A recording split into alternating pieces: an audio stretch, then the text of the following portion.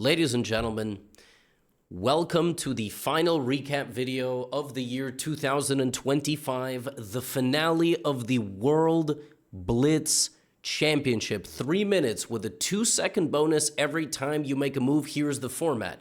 Today, both the open and the women's sections will finish the open part of the tournament where everybody plays everybody, and then the top 4 people make it into a semi-final style knockout. Going into today, all eyes are on Magnus Carlsen, who trails the field by a little bit, but he has a few rounds to catch up. Today, we saw him clothesline another set of pieces and then get forfeited in the game. We're going to take a look at that. That's going to be the very first game. And then we are going to bear witness to one of the greatest days of chess in a very long time. A very long time. This is what we all love. Buckle up. This might be a 50-minute recap. Throw me up on the TV. All right, put me up on some computer somewhere. Listen in the headphones. Sit back, relax, and enjoy. You are about to witness greatness on many, many levels. I have like 25 different games to show you. Let us kick things off with the game between Haik Martirosyan from Armenia and Magnus Carlsen. This is round number 14. There are only 6 games to play today to catch up to everybody. Here we go.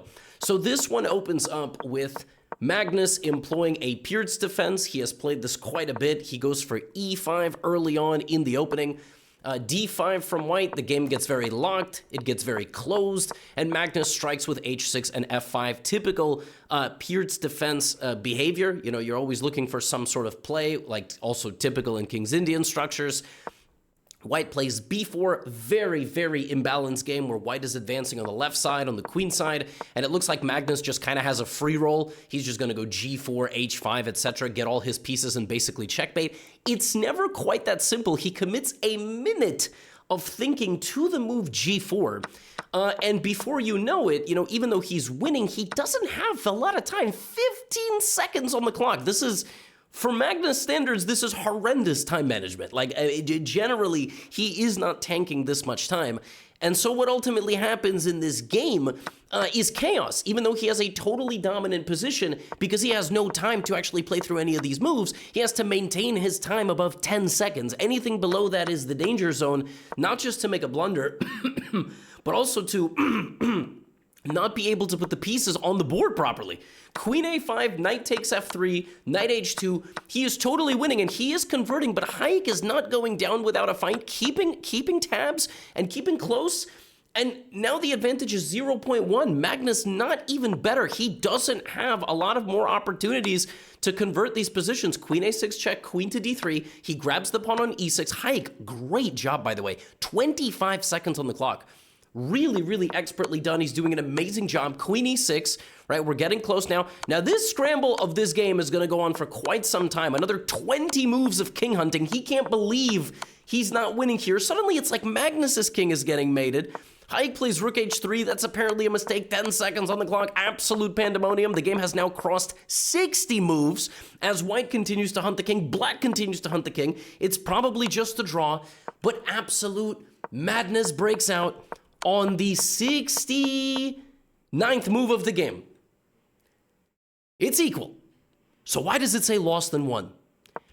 Magnus Carlsen played the move rook to g3, and the rook itself, I cannot show this to you here, flew across the board and knocked over all of these pieces. I mean, to be honest, it was an expertly done bowling trick. The rook bulldozed all of these pieces, so all of them fell over, and Magnus, look at his time. By the time he played the move, he had 4 seconds. He had 4 seconds to clean up all of the pieces, and he tried. He kind of snuck in a clock press, but that doesn't, you can't do that, because like all the pieces are knocked over, and he wouldn't have a chance to pick them all up. So he actually lost this game by ruling because he would have lost on time. You cannot make a move and knock over all of your opponent's pieces. So Magnus Carlsen, in his campaign to make a comeback in this tournament, loses the first game of the day once again because he was unable to put a piece on a square safely. Like, I don't know if they oiled up all his pieces or maybe oiled up his fingers or maybe oiled him up. I have absolutely no idea what's going on over there. But 2 times now this has happened. To, I don't know, old age. Really, 35? What is it? I mean, it's completely crazy. So he goes down in the first game of the day. He is now in like 20th place, 20th. With only 5 games to go, he's trailing by like 2.5 points. And I'm about to tell you who he's trailing. All right, I'm about to tell you who he's falling behind. So a player that has had an absolutely incredible tournament is none other than your favorite GothamChess lookalike, Fabiano Caruana. Middle name Luigi, by the way, not just an Italian stereotype, literally Luigi. Just incredible. Grishuk, multiple-time Blitz World Champion, 2,800 player, absolute beast. And always at the top of these tournaments, but recently, I mean, it's you know, the truth is the younger you are, the more your stamina lasts in these events, and Fabi was just incredible. Fabi applied sustained pressure to every single opponent that he played. He made excellent decisions under time trouble, which really is what Blitz is all about ultimately. And even though some of these games were messy, which they get when you get below 10 to 20 seconds, and Grishuk did an excellent job, Fabi regained his composure, defended his king, and ultimately this was the fatal mistake, f6. I'm not sure what was missed here. Maybe Grishuk thought he was surviving in this position. Here he actually needed to take back, open up his king, and somehow try to defend himself. Absolutely not easy to do. Fabi secures the everything shot, hits the queen, hits this, game over. Fabiano Caruana playing catch up to the leader of the tournament, who is none other than this man, the one who I'm about to show you. Arjun Erigaisi. Arjun Erigaisi is just an incredible, like, I don't even know what to say. I mean, he was so close in the rapid. He actually got a medal in the rapid. He tied for second. I think on the tie breaks, he got bronze. Third place, I think silver went to Artemiev. Erigaisi is so good in rapid format. It is shocking. And I am showing you the game against the player that just defeated Magnus. Magnus kind of beat himself in that game, but, you know, he needed to be brought to that point of sliding a rook across the board by none other than his opponent, Haik Martirosyan. In this game, Arjun completely traps his opponent's rook in the center of the board. It can't go here, here, here, here, here, here, or here. He doesn't take it, though, instead offering up a potential kingside attack. Haik tries to get some counterplay with b5. The rook was lost, and Arjun brought it back, but of course it's blitz, so now, like, you know, the computer's going to judge everybody very harshly. Arjun conjures up a kingside attack, very stable little position near his king, letting his opponent self-destruct under the time pressure, and, well, that's going to happen. Because it's blitz. Bishop d5, e4, beautiful conversion, picking up the 2 rooks, bringing it back, f4, e5. What a coordinated game. I mean, just a nice little peaceful Queen's Gambit, trading a couple of center pawns against the guy that just beat Magnus. And then he just slowly improves his position, and out of nowhere, Black's rook is just trapped in the center of the board. Just like absolutely nothing there. He just wins. Arjun Erigaisi. Like absolutely seamless victory. I will show you some more, by the way, games. Arjun Erigaisi was an absolute monster in the open section part of this tournament. He got first place by like 2 points. Like, we're just gonna leave that there. Arjun was scary. Arjun won 4 in a row on the last day. He drew Dubov, he drew Yu Yangyi, he beat Haik, Liu Shanglei, Javahir Sindarov, and Timur Rajabov. He was undefeated, and I think he finished the Blitz with 15 out of 19. 15, but he lost 1 freaking game in 19. Performance rating 2904. This dude was stratospheric in the Blitz. It was not even possible to contend with him. So basically, it was everybody else. All right, it was, you know, can Magnus play catch up or what? Yeah, I mean, he just left absolutely no doubts. Now, meanwhile, Magnus has stumbled all the way down. Like, they're lucky he still got camera rights to board 1 when Magnus is playing in the World Rapid Blitz.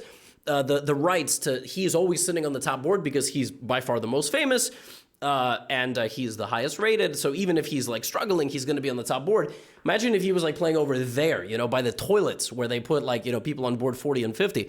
So he's playing Rudik Makaryan. This is a Russian grandmaster. I actually thought he was an IM. I guess he recently became GM. I might be mixing it up because they have a bunch of IMs that I play on the internet, but maybe some of these guys have actually become GMs in the last few years.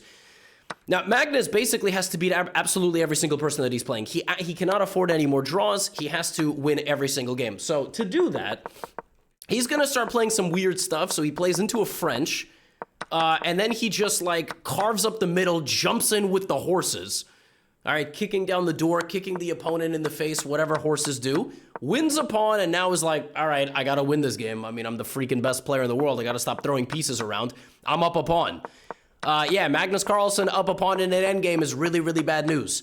You're about to see a lot more games today where Magnus Carlsen not up a pawn in an endgame is really bad news. Magnus Carlsen up a pawn in an endgame, really bad news. Brings the king, brings the knight, jumps in, centralizes, makes black push all his pawns, goes on to win those pawns, and like literally like taking candy from a baby.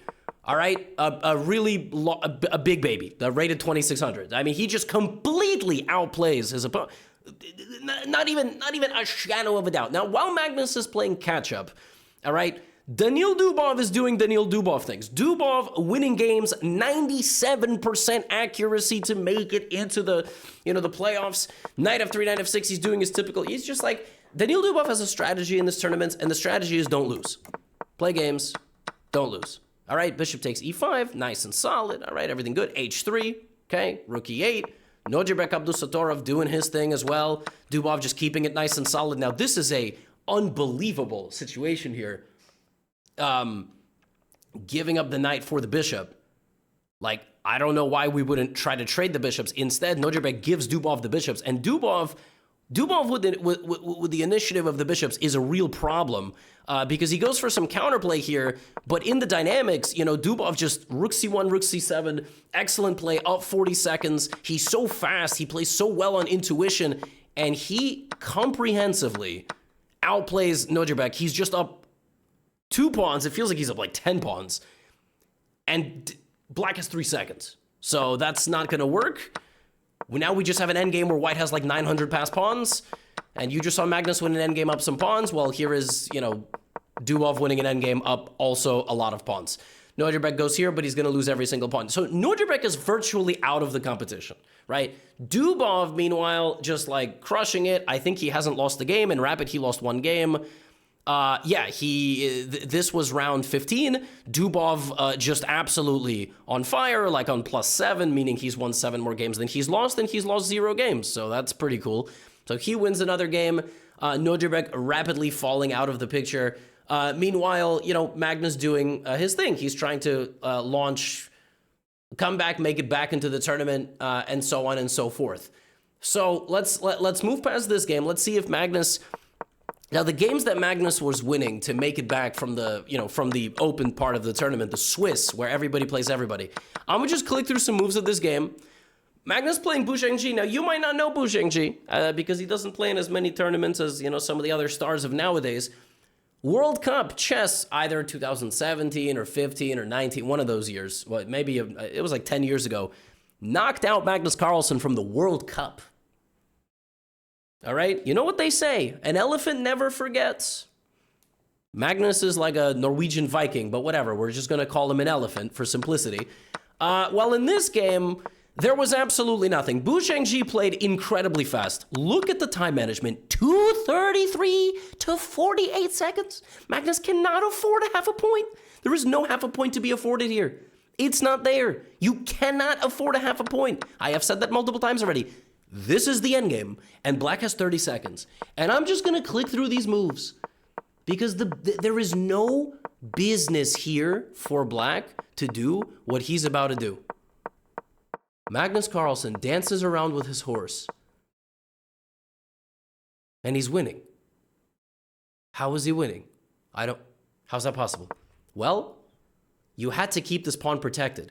The second you keep you get off protecting this pawn, now, bishop here, this is a fork of everybody. Your king cannot protect both pawns. A moment of just a quick lapse, Magnus grabs the pawn with less than 20 seconds on the clock and runs out of the store at full speed, winning the rest of the pawns. The horse incredibly tricky in the time scramble. How he's winning these endgames, it's just magic. It's got to be the Magnus effect. By the way, one guy at the top of the standings who I am featuring once again, this complete madman, lunatic, Arjun Erigaisi, the Joker of chess. I did my Joker impression a couple of recaps ago. You can go back. The positions that he's getting from the opening. I mean, it looks like bombs are going off near his king. And he's just like, I'm going to make this pencil disappear. Ta-da! And he just plays h6. You know, it looks like Javahir is checkmating him, sacrificing pieces in front of his king. And he's just like, come get some. It's a very poor choice of words. Just throws him off the balcony. Like, queen h6, rook c7 defends the king. Apparently this position is equal, but it's really hard to figure out how it's equal. It's a draw now. Queen b4, he's like, draw. What do you say? Ain't no draw here. And he doesn't find the best move. He doesn't find the best move. Now you recheck, come back to play a little bit of defense. And in the chaos, in the scramble, the cocoon defense of every piece protecting the king runs away, but it is actually white who in the long run is going to get mated or lose the endgame. And in the scramble, Arjun Erigaisi once... D2 sacrifices the queen because the pawn mates the king. Rook e1 is a threat, queen d1 is a threat. The game is over. Queen d2 found in 2 seconds. No wonder this man won the group. He was on another level. And so now, may I take you to the most important round of the day. First of all, at some point, Magnus had to play MVL. MVL is a World Blitz champion. Magnus goes into a Sicilian. MVL plays a sideline of a Sicilian. Look at this. White has 4 pieces developed, by the way, but the position is equal because this is the Sicilian defense. MVL also had an incredible day, playing very inspired chess, playing, dare I say, world champion caliber level chess. But in this game, he took a few too many liberties, and Magnus got a very imbalanced position of bishops versus knights, where one guy's king is just not as safe and is going to get pulled out of the king side, the king's house. King side is right side of the board. Gonna get pulled out of the king's castle and just bludgeoned, all right, in an open field. A4, it's just a matter of time. It would be a miracle if this game made it into an endgame. Queen e4, it's kind of an endgame, but it's a very aggressive endgame now. Black's still hammering down here. Rook c4, rook c8. It's impossible to defend this position. Like, rook g3, g6, and ultimately, Black will win the endgame because he's creating all the outside passed pawns, he's creating all the pressure. Now the damaged pawn structure, h5, and it's not a miracle that it made it to an endgame, it's a miracle that White hasn't lost yet. His pieces are all tied together. MVL is playing this game with tied shoes, like he's hopping around the board. He's not walking. Meanwhile, Magnus is just smashing, look at this, you didn't have a move. You couldn't move this, you can't move this, you can't move this, you can't move this, you can't move this, you can't move this, you can't move this. And if you move this, I play g3, h4. Bro, he made MVL tie his shoes together and push them off the top of the Eiffel. Like, I mean, look at this position. Magnus roars back with 4 straight wins after throwing his rook across the board and clotheslining all of the pieces, making another meme moment. You best believe I'm posting about it. Just incredible business out here. All the pieces completely tied together. So he beats MVL. MVL was like very close to the top, all right? Now that's an incredibly important win. And now comes another very incredibly important win. This game between Nihal Sarin and Danil Dubov. Extremely important for the overall standings. Nihal Sarin, one of the best speed players in the world. All right, this is always an intriguing matchup.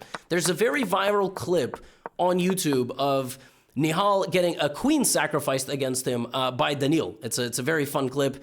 And actually in the clip, Haik Martirosyan, who was in the earlier part of this recap, looks at him like, damn. So I'm sure Nihal definitely wants to get that back. He's trying to keep the queen on the board to sacrifice it a little bit later.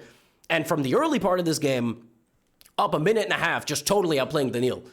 Right, like this pawn's gonna go up the board, he's gonna bring the queen back, just absolute dominance. You're not gonna have to sack the queen here to win. Queen d3, knight h5, h3, super stable position, playing very confidently. Rook f1, poking at the black position. Black's position looks absolutely miserable, utterly miserable. But Danil only needs a pawn or two to get a little counterplay going. It looks like there's nothing here at all. Queen f3, f5. It is over, hopelessly lost. Nihal is just going to convert this game. It doesn't even matter that it's a time scramble. White is only up a pawn, but it feels like 7 pawns. It's plus 6.5. All right, Danil can't find the over-the-board resign button. He doesn't remember where it is. Nihal winning every single pawn that he has. But a few moves later, Nihal blunders a draw. He blunders a draw. Plus 7. Plus 7 down the drain. Danil is one of the people that can remove Magnus from the top spots. There's 4 people. Rook c8. But now Nihal begins advancing. King c3, a4. It's still a draw. It's still equal. This position is still equal. But apparently, now it's not. somewhere here, instead of king b8, Daniil had to keep his rook on e78. He just had to keep his rook there, always protecting the king. In this small misstep, now white gets connected pawns on the 6th rank, which apparently is also wrong. Apparently that's not the way to win, but it's really hard to defend this position. Black ends up losing his pawns, and this is just over. This is over because you play rook e5, you walk your king over here, and this is the end of the game. b8, rook a5. Magnus's win against MVL and this game against Daniil allows Magnus to propel himself into the top 4. A 4-game winning streak on demand. And another person he has to thank for this is Arjun Erigaisi. Arjun Erigaisi never left the top spot, so the top spot was gone. Nobody could fight for the top spot. It was 3 people remaining who had to fight to make it into the top 4. Because Arjun kept winning, there were no doubts, no tie breaks, right? If you make it into the top 4, it's like there's a tie break system to break the tie. And so he makes it into the top. And basically, as long as Magnus does not lose this final game, this is round 19, 19 out of 19 rounds. As long as he does not lose this game, he's probably going to make it into the top. All right, so, and what happens? We get a very boring little Alapin, which is the opening of choice when Magnus doesn't want to lose, and he's not going to lose. It's a dynamic queen endgame. It ends by repetition. Magnus, more or less, has secured the position. After being like 2.5 points out of it, losing a game with a piece obliteration, the only people that can maybe catch him are right here. MVL, Nepo. You might remember there's a very famous game, Nepo Fabi, Candidates 2024. After the game, Nepo apologized to Fabiano Caruana because he was defending against Fabi the entire time, and he ended up ruining Fabi's chances to make it to the candidates because he drew a winning position that Fabi had. Well, check out this game. In this game, if MVL wins, he is a Final Four. He's in the Final Four. And if he draws, it's all up to the tie breaks. Throughout this game, the game was very back and forth. It was very double-edged. I'm not going to go into the specifics because I don't want to make a 3-hour recap.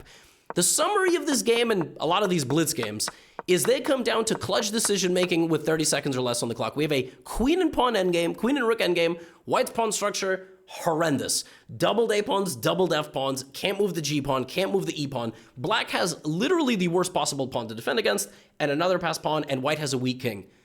But Nepo is so clutch. He held this endgame for like 30 moves. He defended this horrendous queen and pawn endgame.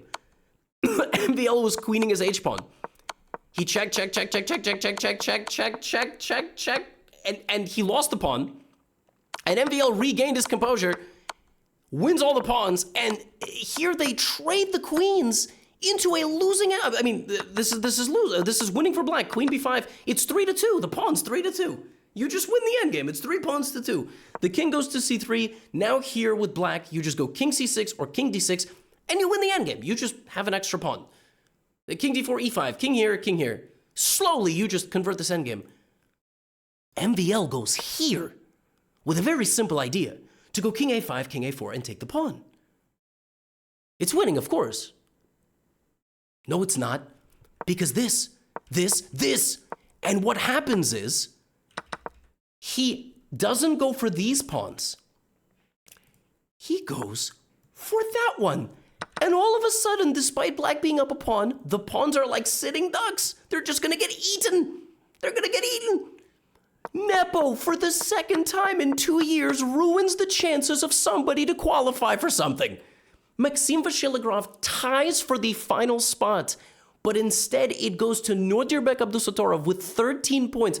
Nodirbek finished the day just like Magnus, steps away from elimination, moments away from elimination, and he makes it back into the top 4. So the top 4 are Arjun Erigaisi, who won the tournament 15 out of 19, Magnus Carlsen, 13.5, Fabiano Caruana, 13.5, and a massive tie for 13 points. Massive tie.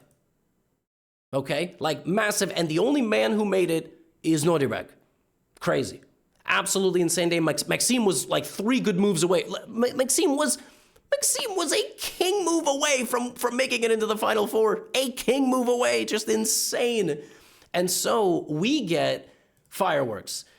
Magnus, Fabiano, Caruana, here we go. 25 minutes into the recap, we are into the Final Four. This is how they do it now. They've been changing the format. Last year it was a Final 8. This year it's a Final Four. Match started very tense with a couple of close draws. And in this second game, Fabi goes D3. E4, E5, D3, trying not to play any theory, trying to play whatever on earth this is, and grabs the bishop with knight to A4. Magnus obliges, says, take the dark squared bishop. I know there's kids watching. I don't particularly care. I'm going to trade all of these pieces. Sorry.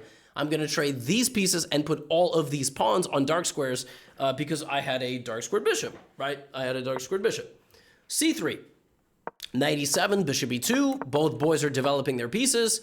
And now one of the boys is going to play F5, striking at the center. You have to take. You cannot allow the pawn to go to F4. Now we have this. Overall position is in the balance, but it's kind of shocking that white doesn't have an advantage here. But yeah, I mean, this one pawn dominates both knights from coming to the D4 square. You put your rooks in the middle, you play F3, I don't know. Position looks very easy to play with white. Very easy to play. The problem is it's also easy to play with black. Not because the position is easy to play, but because the guy on the other side is literally the greatest chess player who's ever lived. And so he knows where the pieces go better than most people. Fabi, meanwhile, continuing to make some improvements. And in the scramble, this is not a time scramble, this is a positional scramble. Clearly, this move is a problem because suddenly F3 becomes a huge weakness. Fabi kind of absentmindedly played G3 with the intention to play maybe some King G2 or stop Knight F4. Apparently it's a huge weakness, and Magnus immediately jumps on it, and despite being a pawn down, he didn't even have to take. He had like Rook D8 and Knight F7 to completely convert his advantage. He continues to apply pressure to Fabi, and guess what? It's Magnus Carlsen in an endgame. You have Magnus in a freaking endgame once again. We have seen him do it. Look at this. He sacks a pawn to go to the outskirts of the board. The position's equal, and he's down 40 seconds. How the... Knight B1, Knight C3, he's got them right where he wants them. He got you thinking that maybe you have a little something here. Fabi, great job in the time scramble. This is just an equal rook and pawn endgame, right? Wrong. You had to play rook. You had to not take the... I don't even know. Like, literally, this trade is bad. How the How? How are you supposed to know that? This innocuous pawn trade into this rook endgame is losing, and suddenly Magnus is king and rook. Look how instructive this is. This king is the problem. Dominated. This king active, the C pawn promoting. Magnus Carlsen doing it the way he always freaking does it. Just absolutely ridiculous. I was looking at these games, staring at the screen like a baby watching like Cocomelon or whatever people watch nowadays. All right, like, how did he just do this? He just beat Fabi with 20 seconds on the clock. He played the last like 30 moves of this game with no time. He had 20 seconds. He got to 20 seconds on the clock on the 31st move and went 30 more moves, playing every move in like 2 seconds, and he wins. Can he put it away in the very next game? He's got the white pieces. Fabi in a must-win. Fabi is always so close to beating Magnus. And he just doesn't. Every single freaking time. He's the only player that drew him in every game of their World Championship match. Fabi in this game with the black pieces, he has to create winning chances. It's not going to be easy, all right? He's sacrificing a pawn in the middle of the board. He's just giving it away. There's a pawn hanging. Magnus isn't taking it. And for a good reason. Because out of nowhere, he bulldozes the black position. He has a queen coming. He has a rook. He has a knight. He has a bishop. This is about to be very, very bad. This is about to be extremely bad. Fabi plays knight e5. Bishop f7. Bishop back to e6. And black is just lost. Black is just lost. He's down a pawn and he's down on position. This is not going to reach an endgame. Queen f3, pawn takes f6. At the end of the day, one guy has a horse. Converting these winning positions and these winning situations in the match, back-to-back 96% accuracy performances against Fabiano Caruana, who is knocked out and will finish third, fourth, along with the loser of the next match. Magnus was not even supposed to be in the Final Four. It's just absolutely mind-blowing. He is now a finalist in the 2025 World Blitz Championship, and he awaits the winner of this match. Now, Arjun Erigaisi, Nodirbek of the Satorov, Arjun Erigaisi just scored 15 out of 19 and didn't lose a game. Didn't lose a game. I don't know how anybody's supposed to beat this dude, all right? Sicilian defense, right on cue. Nice little 4-knight Sicilian, A3 tricky line. All right, now here Black can do several things. You can play D6, you can play D5. He goes for bishop E7, which is a move. And now he just plays whatever, like, you know, this is like one of these hedgehog-style Sicilians. Everything is on the 6th rank.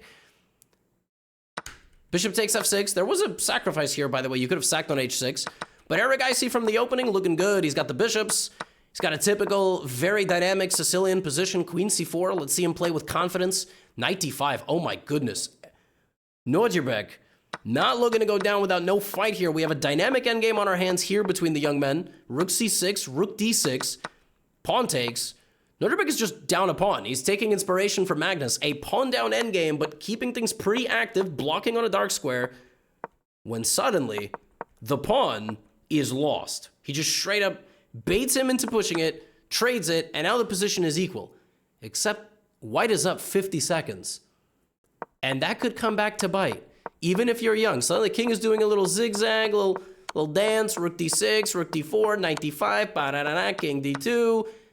Yo, suddenly this looks terrible for Black. The pawns are terrible, the g-pawns, the queenside pawns are collapsing. He does go for very good counterplay, but suddenly Nodirbek wins a pawn, solidifies his position. Black has 5 seconds. Nothing good has ever happened with 5 seconds. And nothing good is about to happen with 5 seconds. It's about to take some 70 moves. But Nodirbek coordinates beautifully, activates his king. The Black king is miserable, wins another pawn, scrambles into the 6th and 7th rank, and he's winning because he's just converting the rook endgame. Look at this. 80 moves it takes. It takes 80 moves and expert technique and patience and draining the nervous system of Arjun Erigaisi. And Nodirbek Abdusatorov converts. He converts. And not only did he convert this game, he converted every single game that he played against Arjun Erigaisi. Just unbelievable. He won the first game. It took 80 moves. In their second game, where he had the white pieces now, and, you know, Arjun, I skipped a game. This was the second game. In the first game that they played, he was with the black pieces. It was an exchange Slav. It was an equal game. When I loaded the first game, there was an error and the board was broken. I had to reload it. That was their second game. But regardless, it doesn't really matter. Arjun started with the same, you know, dynamic play from the opening and imbalanced position, and it looked like typical Arjunisms. You know, he's just going to outplay his opponent. Nodirbek was so patient in this match. He was so patient. Every game was won through blood, sweat, and tears. Like, nothing was easy. The first game, he grinded Arjun down in this position, just like rooks, pawns, little bit of activity. He took all the fun out of these positions for Arjun, and he just, he fought him. Look at this, first game as well, 40-second time advantage. He just forced himself to play fast. He carried that momentum from the open, and Abdusatorov swept Erigaisi. He swept him. Like, he won the first two games, and then their last game, it was a draw, but it was only a draw because it was -5. And then Nodirbek did what they do. He offered the gentleman's draw. Like, when you're about to eliminate your opponent in chess and a draw gets you through, you don't always have to play for the win. This is what they do. Yes, these games are rated, but it's like a thing that they do. He would have 3-0'd Arjun, which is insane because Arjun didn't lose a game for 2 days. And here comes Nodirbek, 3-0, setting up an incredible final. Setting up a final that we didn't know we needed, because literally 3 hours prior, the odds that this would be the final were probably less than like 3%. And here we go. Just absolutely amazing stuff. So Carlsen Abdusatorov is the final of the 2025 World Blitz Championship. Magnus has always been extremely complimentary, by the way, of Abdusatorov. He respects him a lot. He thinks he's a very good fighter. He likes, you know, he thinks he has a very good nervous system. Queen's Gambit accepted. By the way, Women's Championship also coming up. Will get covered. Bishop e7. Queen's Gambit accepted. Both guys developing. c5, typical stuff. We have a trade, and we play a symmetrical pawn structure. Magnus, a lot of experience here. Slowly improving the position. Bishop f3 looking to trade. I mean, everything so far going in White's favor, including a time advantage. e4 here, very strong move from White. He plays knight f5, flashy move. Gets a slightly better structure, and clearly has the better bishop, right? He has a very strong bishop. But then he trades it. Magnus trades and argues that in the long run, this knight is actually better than this bishop. This bishop is not an offensive piece. And Magnus will grind down his opponent in this knight versus bishop position, which normally looks like it, you know, bishop is better than a knight. That's what everybody says, blah, blah, blah. Not always. King f8. Knight a5 looks possible, but for whatever reason, I guess it's probably not. Bishop c8, maybe you go a4. He plays rook c2. And let's see if he's able to, you know, do the endgame magic on Nodirbek that has worked on everybody else. He goes for this pawn, and now just has to queen, right? Typical stuff. Magnus doing what he does. Rook f2, though. What about his kingside pawns? Has he gotten himself in a little bit too far? King c7, apparently the wrong move. It's a little sharp here. He has to back out of the position. Instead, he commits forward. But here, there's hesitation from Magnus. Comes back. That's not typical. It's not typical Magnus. Where's the h5? Where's the knight to f4? At least attack something. He goes here. Suddenly, Nodirbek Abdusattorov takes over the game in a time scramble. h5. King b4, bishop b4 was winning there for black, setting up a mating net. But Magnus goes rook h8. And he's just losing. He's straight up just losing the game. Bishop to b4. He blunders a checkmate net. Just a pure mating net. The last 5 moves of this game, the nervous system for White completely collapses. Completely collapses. Nodirbek Abdusattorov takes over on the queen side and defeats Magnus Carlsen with the black pieces in an equal endgame. Oh my goodness, I was watching this, I was like, there ain't no freaking way. Ain't no freaking way. It's 1-0 Nodirbek. Nodirbek is basically 4-0 in the finals. Ice cold is in the veins. All right, it's in the veins. It's just 4-0. I mean, he drew the game against Arjun, but we're going to get back to that. Oh my goodness. So now Magnus with black, he's got to do something. So he goes for, you know, and Nodirbek plays bishop d3, some sideline of the Peer's defense. He was expecting this, obviously. Magnus e5, and now we play some sort of, whatever on earth this is, some sort of Philidor defense structure, a3. Nodirbek is full of confidence now. He's like, Magnus, it's been a good run, buddy. 19 world championships. Oh, so inspirational. Yeah, but now it's time to take you back, all right, to the nursing home over there in Oslo. But Magnus, you know, he's keeping the position tense. Queen a7. I mean, it just looks like this one's heading for a draw, right? Just not much brewing here. Queen f8, we trade. Look, Nodirbek takes here, and this is our position. b5 on the board. We got C, we got B, we got the same 4 pawns. Yeah, Nodirbek is just getting to the finish line. I mean, one more game down the drain. Magnus has absolutely no chance to win this. Knight f3, queen e8. All right, boys, pack it up. Let's make a draw. Let's just agree. Okay, we bring our kings to the middle. Nodirbek could have won a pawn here, by the way, but he went here.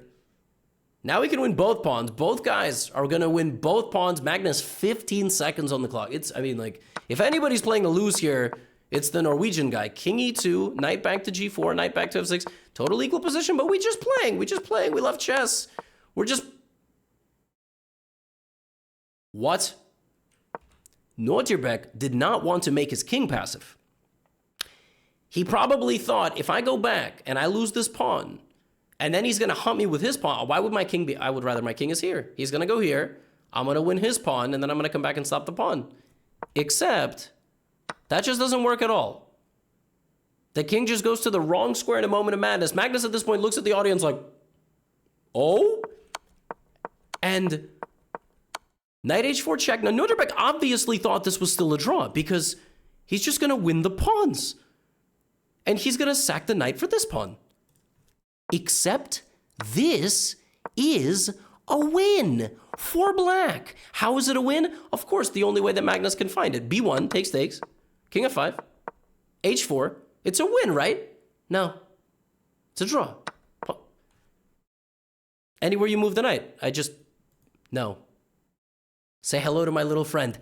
Knight to g5. The untouchable knight, it blocks the pawn, and if you take it, you're out of the square, and the pawn promotes, and it promotes faster than this pawn promotes. Takes h3, king here, h2, it's just queening on the next move. This pawn's halfway up the board. How the Bro, how did Magnus Carlsen just win the most symmetrical endgame? He won this position. He won. What the? How? How? It's 1-1. It is now 1-1. They drew the third game. Not too much happened, which means it's now winner take all. It's winner take all, or they have to play a tiebreak. It all comes down to this. Nodirbek, e4. A Spanish, a6, bishop a4. Knight f6, b5, all normal, been played before, kind of an anti-martial approach. White takes the entire d5. Actually, I think Magnus has had this position with white in World Championship matches before. With black, not with white. b4, he's going to play, if white ever plays the move c3, you know, white going over here, looking to land the knight on the f5 square to create potential winning chances. There's d5, typical central break, and b4. Magnus plays like this a lot, because he's a martial player. He delays the movement of his d-pawn for quite some time. Rook d1, queen c8, Nodirbek playing on the queen side. I mean, the nerves must be high, but white's still playing super fast, and super well, dare I say. Rook trade. And here, suddenly things get really unpleasant for black. Rook b8, queen goes here, queen a8.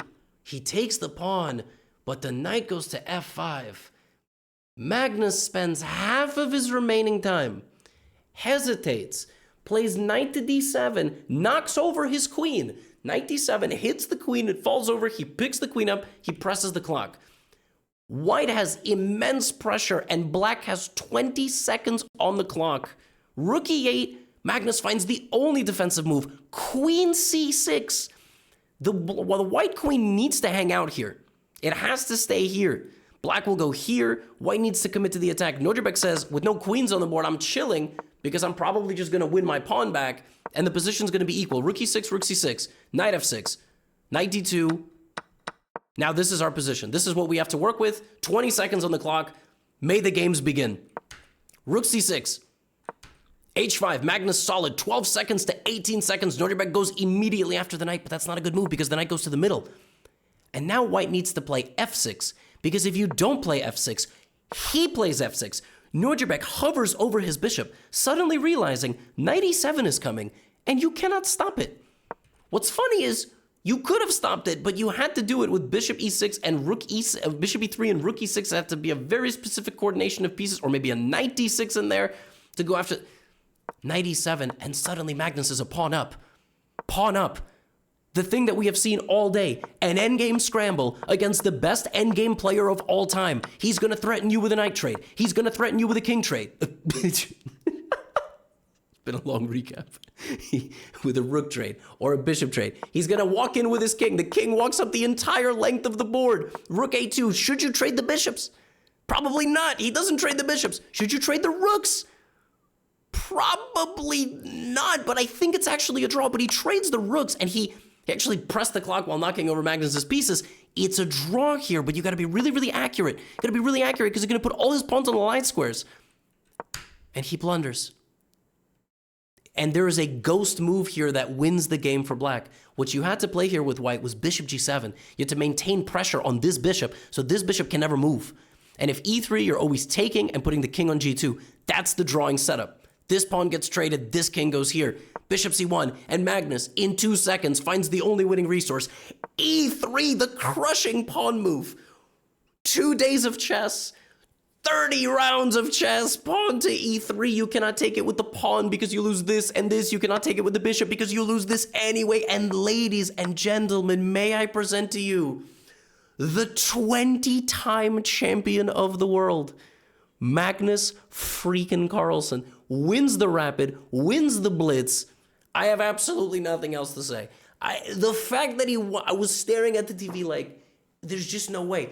This is the dream scenario for me. Why? Because I talked about this all the time. I want Magnus to win the tournaments, but I don't want it to be easy. I want to sit there with 5 rounds to go going, There's no freaking way, right? Like, how's this gonna happen? I want it to be like 2 sets down Djokovic and he's losing the 3rd set. I want it to be like Nadal-Medvedev, Australian Open, the last Grand Slam that Nadal managed to win. Like, how did he win this championship? He was down in the final. He won a position that absolutely nobody could have won. He was not even in the qualifying for the top 4. He had to beat a guy in front of him. He had like 2 or 3 results had to happen for him. It's just 20-time champion of the world, man. I think 10 championships in Blitz at this point, maybe 9. Yeah, haters, y'all gonna have to take a year off, man. Y'all are cooked, man. Y'all are cooked.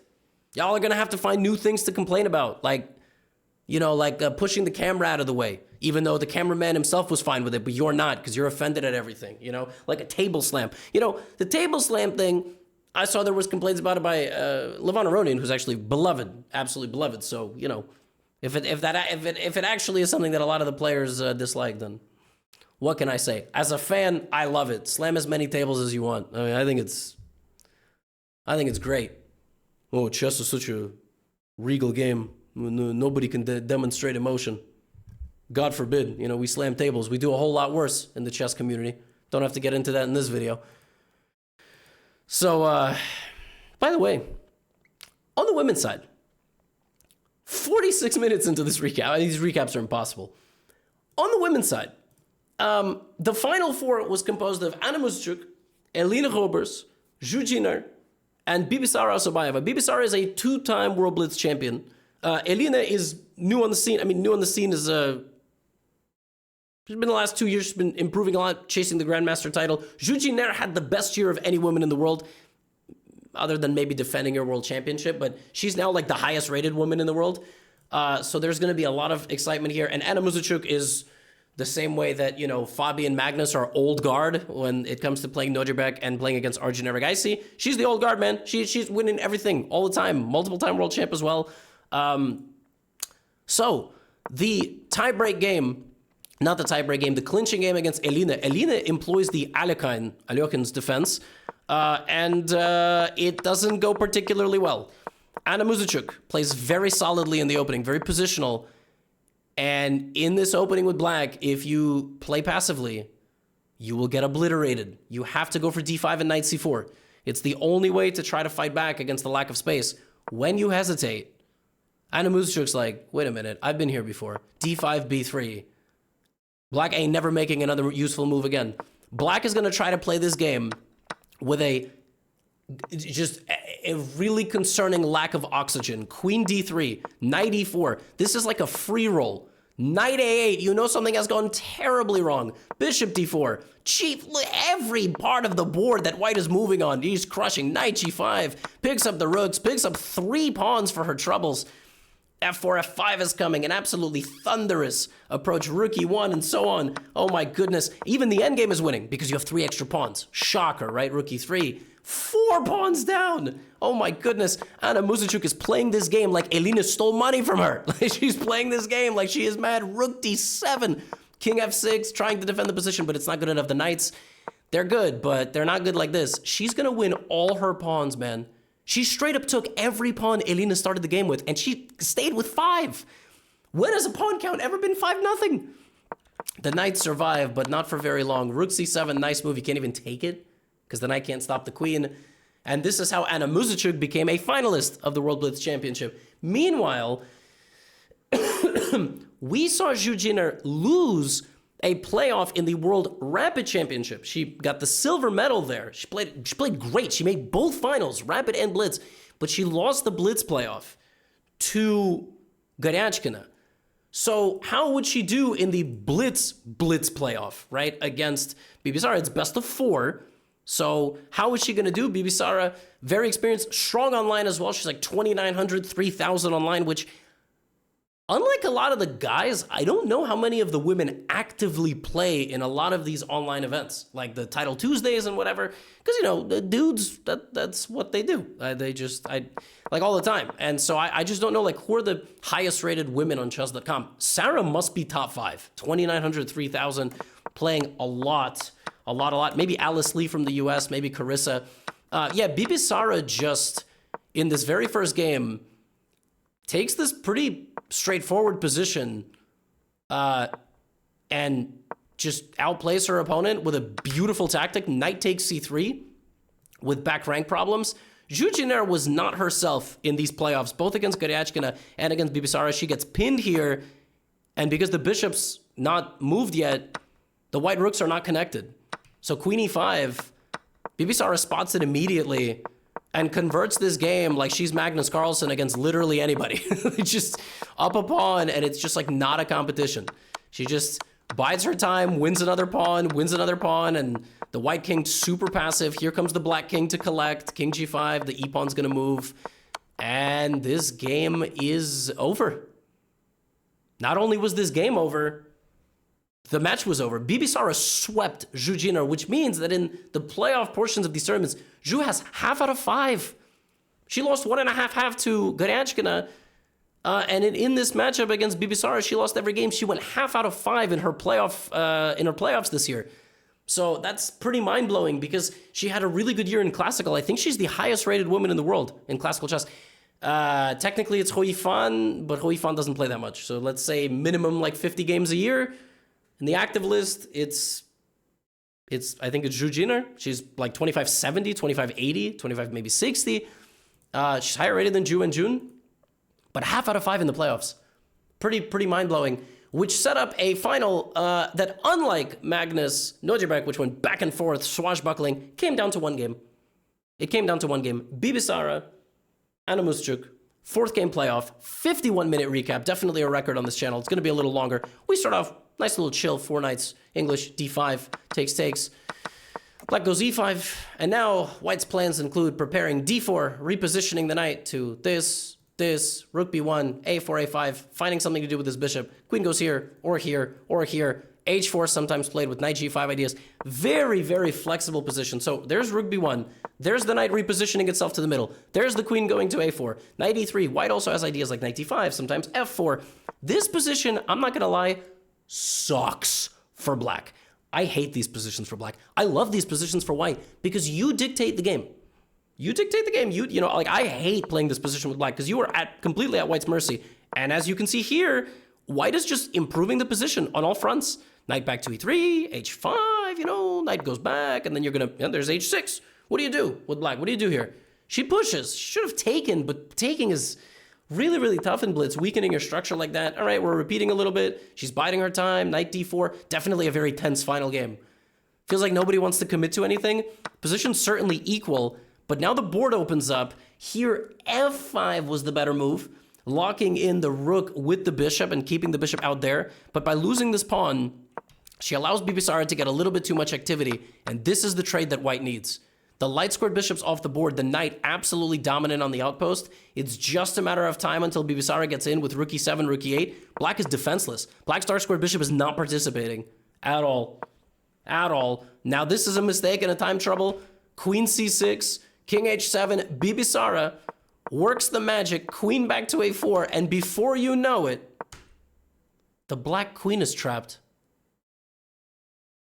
The black queen is just trapped. For the last 10 moves, absolutely nothing happened in black's position. Nothing. Like, look at the pieces. For the last, 10 moves, nothing happened in the black position. Only white made improvements. Rook f3. And she blanked. She played queen g5, rook d7. Bibisara is your world blitz champion. 3-time world women's champion of blitz. 3-time. And she's like 20 years old. I mean, that's astounding. Maybe 21.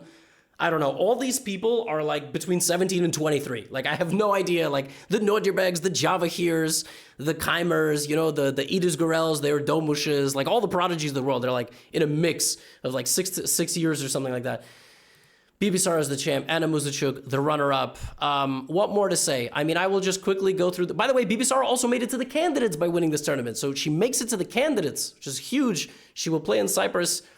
The final results of the women's Swiss are here. It was a huge tie of 11 points. Gunyana misses out on tie breaks. It's crazy. She literally missed out on tie breaks. 4 people made it. I mean, just heartbreaking. In the open, it was Arjun just completely bludgeoning the field. Oh, Fabi got 14. I apologize. He did not get 13.5. He got 14. He won the last round, but it doesn't matter. And then it was a massive tie for the last spot. Yeah, some crazy storylines from this tournament. Like the legend of Gautam from India, Gautam Krishna. Last day of the event, he went half out of 6. That's freaking tough. Hans, I think, withdrew. He was definitely disappointed by his performance. Yeah, I mean, but the typical guys, you know, you got Lazovic up there, you got Dubov up there, Liu Shanglei, very strong from China. You got your Nihals. Nihal tied for the playoff spot, but he didn't make it.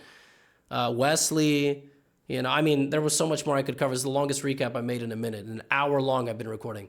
Hey, which of your other favorite chess content creators can hit record, talk about chess for 55 minutes in a row, while sick, by the way, and keep it interesting? Let me know in the comments if you watched all 55 minutes. Merry Christmas, happy holidays, what an incredible tournament. Magnus Carlsen wins his 19th and 20th World Championships against all odds. Screw the haters. The chess world keeps on churning. More slow run content coming. More over-the-board tournaments coming for me in the first quarter of 2026. Happy New Year to you and your loved ones. Wishing you health, happiness, success. May 2026 be better than 2025. We say that every year. Somehow it doesn't happen. And while the world is in turmoil, may we rejoice at this beautiful board game that we have and that we love and that we really hate as well, I have to say, especially when we lose. But that's how it goes. That's all I have for you today. Thanks for watching. Thanks for being a part of this amazing community. Gotham out. Get out of here.